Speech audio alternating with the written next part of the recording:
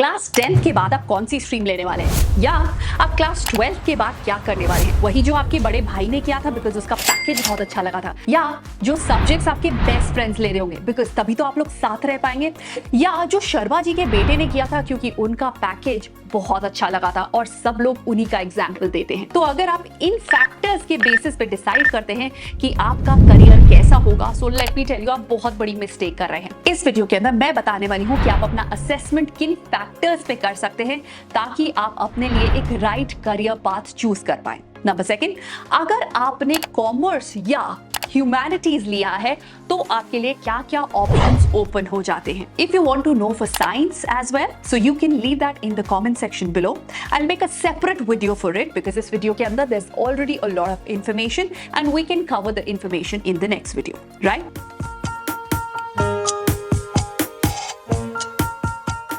सबसे पहले स्टार्ट करते हैं कि अगर आप किसी करियर काउंसलर के पास जाएंगे तो वो आपका एक साइकोमेट्रिक टेस्ट करेगा। साइकोमेट्रिक टेस्ट के अंदर आपकी पर्सनालिटी, आपके इंटरेस्ट और आपका एप्टीट्यूड और आपकी वैल्यूज, इन 4 चीजों को टेस्ट किया जाएगा। इसके लिए basically Myers Brigg type indicators, Holland code या बिग 5 पर्सनालिटी टेस्ट जैसे टेस्ट दिए जाते हैं एंड उनके बेसिस पे आपकी पर्सनालिटी को टेस्ट किया जाता है। और इसके अंदर कुछ इस तरह के क्वेश्चंस होते हैं like you prefer to work in a team rather than alone. You often make plans and stick to them. Agree or disagree? You like to solve puzzle with logical problems? Yes or no? I like to participate group activities? Yes or no? So इस तरह से ये पता चलता है कि आपकी personality कैसी है, इंटरेस्ट किन किन चीजों में है, एप्टीट्यूड किस तरह का है और आपका वैल्यू सिस्टम किस तरह का है। इन पैरामीटर्स के बेसिस पे आपको ये बताया जाता है कि आपकी पर्सनालिटी टाइप क्या है और आपको किस तरह का जॉब सूट करेगा। अगर आप टीम मेंबर हो तो आपको किस तरह का जॉब सूट करेगा। अगर आप एक लोनर हो कि जो अकेले काम पसंद करना चाहता है तो आपको किस तरह की जॉब को पिक करना चाहिए, या आपका करियर पाथ किस तरह दिखेगा। चलो अब जल्दी से कॉमर्स की बात करते हैं। अगर आप क्लास 12th के अंदर कॉमर्स लेते हैं तो आपके पास खुल जाते हैं ये 8 options. Number 1 CA foundation, number 2 BCom, number 3 BCom honours, number 4 BBA, number 5 CS foundation, 6th BCA और बैचलर्स इन आर्किटेक्ट, DED और कॉल सेंटर। जहां पे आप BCom करने के बाद आप कर सकते हैं MBA, bank, insurance, probation development officer exam दे सकते हैं, LLB LLM कर सकते हैं, CA कर सकते हैं, B.Ed M.Ed कर सकते हैं, ICWA का एग्जाम दे सकते हैं, बैचलर इन लाइब्रेरी साइंस कर सकते हैं, CS कर सकते हैं जो 2 साल का होता है, डिप्लोमा कोर्स कर सकते हैं इन इंपोर्ट एक्सपोर्ट। आप 3 इयर्स का MCA कर सकते हैं, 2 इयर्स का MCM कर सकते हैं एंड ऑल्सो आप MPSC UPSC एग्जाम के लिए तैयारी कर सकते हैं। कंप्यूटर कोर्सेज कर सकते हैं टैली के और इंडियन मिलिट्री अकेडमी के एग्जाम दे सकते हैं।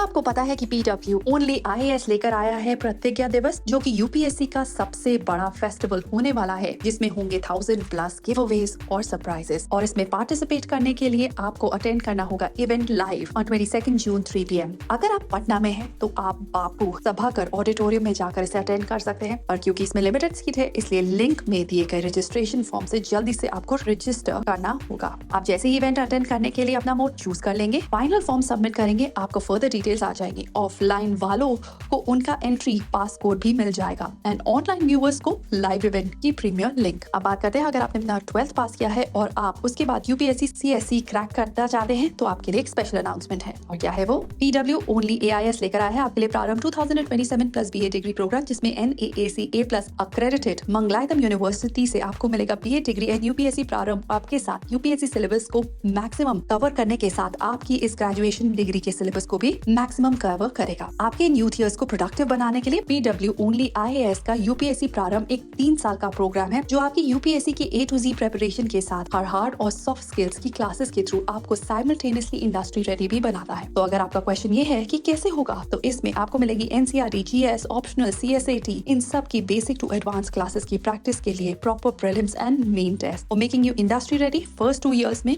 हार्ड एंड सॉफ्ट स्किल की प्रॉपर लेसन होंगे। वहीं अगर आप एक कॉलेज स्टूडेंट हैं ऑलरेडी तो आप सिर्फ UPSC प्रारंभ 2027 में भी एनरोल करके अपनी UPSC प्रिपरेशन को अपने ग्रेजुएशन के दौरान ही स्टार्ट कर सकते हैं एंड कंप्लीट भी कर सकते हैं। अगर आप भी ज्वाइन करना चाहते हैं प्रारंभ बैच देन तो आप यूज कर सकते हैं मेरा कोड ABUPSC, जिसको यूज करके आपको मिलेगा extra discount. So check out the link in the description box below. और अगर आप 12th के अंदर ह्यूमैनिटीज लेते हैं तो आपके पास ऑप्शन ओपन हो जाते हैं DEd, BSW, LLB Foundation, Fashion Designing Diploma, Interior Designing Diploma, BA, BBA, Foreign Language Diploma, Call Center, and Bachelor in Architecture. Remember when you do Bachelor in Architecture, उसके अंदर आपको 12th में maths और English की जरूरत है. Now, अगर आपने BA किया है तो उसके बाद आपके पास ऑप्शन ओपन हो जाते हैं Bachelor in PA, that is BPEd, MA, Bachelor of Journalism, LLB, LLM, Bachelor of Library Science, MBA, MPSC, UPSC, MCA, MCM, BEd, MEd, Sub Inspector Exam for BSF, CRFF, CRPF. तो अगर आप commerce के लिए prepare कर रहे हैं तो आपके पास ओपन हो जाते हैं ये सारी फील्ड्स. जल्दी से वीडियो को पॉज करिए और इनका स्क्रीनशॉट ले लीजिए. अगर आप ह्यूमैनिटीज के लिए प्रिपेयर कर रहे हैं तो आपके लिए ओपन हो जाते हैं ये सारे फील्ड्स. अब बात करते हैं कुछ बहुत इंपॉर्टेंट क्वेश्चंस की. Generally asked questions by the parents. Number 1, अगर मेरा बच्चा मैथ्स में अच्छा नहीं है तो क्या बहुत सारी स्ट्रीम्स क्लोज हो जाती हैं if we leave maths? No. For all the general degrees open to any stream, no mathematics is required in grade 11th and 12th. Also अगर आप कोई जनरल स्ट्रीम लेते हो तो वो ओपन रहती है. Should you decide your career on what all your friends are taking? Absolutely no. चाहे आप सबके मार्क्स सेम आते रहे हो, सेम क्लास में आप अभी तक पढ़े हो, but it is the time to make a choice, the right choice. आपके फ्रेंड्स का हो सकता है एप्टीट्यूड डिफरेंट हो आपसे, पर्सनालिटी अलग हो आपसे, तो आप लोगों के फील्ड्स भी अलग होने चाहिए. तो आपके फील्ड्स भी डिपेंड करने चाहिए आपकी पर्सनालिटी टाइप, आपके इंटरेस्ट लेवल, आपके एप्टीट्यूड टाइप पे. अब बात करते हैं कि अगर आपने कॉमर्स लिया है तो आपके पास डिग्रीज क्या क्या अवेलेबल है. BCom, BCom honours, BSc finance, BBA finance, BFA, BCom professional.